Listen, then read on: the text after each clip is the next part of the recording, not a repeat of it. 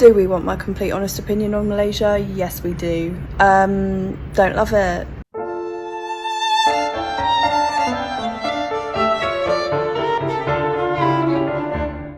Belakangan ini, Malaysia kembali menjadi bahan perbincangan di media sosial internasional.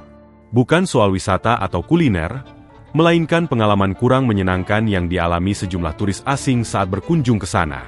Beberapa bule, terutama wisatawan perempuan, mengaku mengalami hal-hal yang membuat mereka tidak nyaman selama berada di Malaysia. Salah satu yang paling sering disebut adalah cacaling atau gangguan verbal di ruang publik. Salah satu contohnya dialami oleh seorang bule bernama Jasmine ini. Can we just talk about how bad Malaysia is for catcalling? I did not know it was going to be this bad. I didn't know it was going to be a thing at all. I thought the UK was bad, but I have never experienced anything like this. Even if I'm fully clothed, fully dressed, no skin on show, it happens so often. Like every 4 or 5 cars that go past, sometimes it can be every single person. And if you are a solo female traveller, I would highly recommend not going to, I'm going to butcher the name, Ipoh, not sure how to say it, but I'd highly recommend not going there because I just didn't feel safe there, honestly. There's not that much to do there anyway, but I would not have liked to have been there alone. I probably wouldn't have even left the hostel. I probably would have booked a bus straight out of there, but Malaysia, I wasn't expecting this. Kita bisa melihat dalam video, ia sampai dibuat kaget kalau hal seperti itu bisa terjadi di Malaysia. Karena selama ini, bayangan orang barat soal Malaysia pasti seperti Indonesia, di mana Malaysia memiliki budaya yang sama dengan Indonesia, namun pada faktanya ternyata sangat berbeda.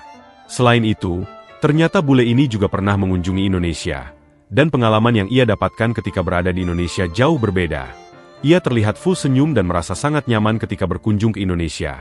Hal sederhana seperti senyum warga, sapaan sopan, hingga kebiasaan masyarakat Indonesia yang suka membantu ternyata meninggalkan kesan besar bagi wisatawan asing, terutama bule ini.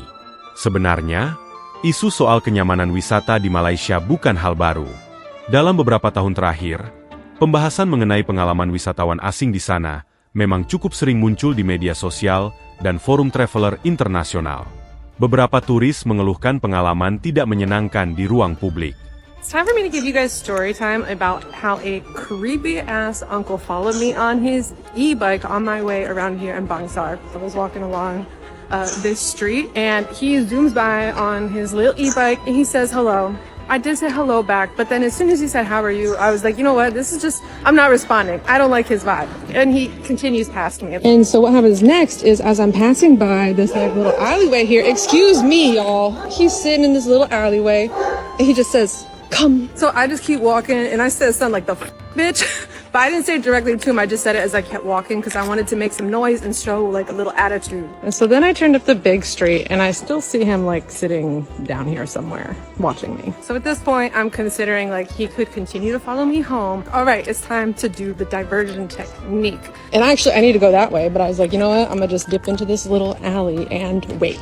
So chances are, because he's all the way down to that street, if he's going to be a creepy stalker, he's going to kind of try to come this way to surprise me or whatever. Or worst case scenario, he's going to come directly behind me and then as soon as I walk back out, we're going to run into each other. I waited for like a minute, I came back out and he was gone. I did walk quite fast to get home because, you know, he's on an e-bike, okay? He can cover all the ground really quick. So I also put my purse in my hand in a way where I could swing it if I needed to. Like I was so ready.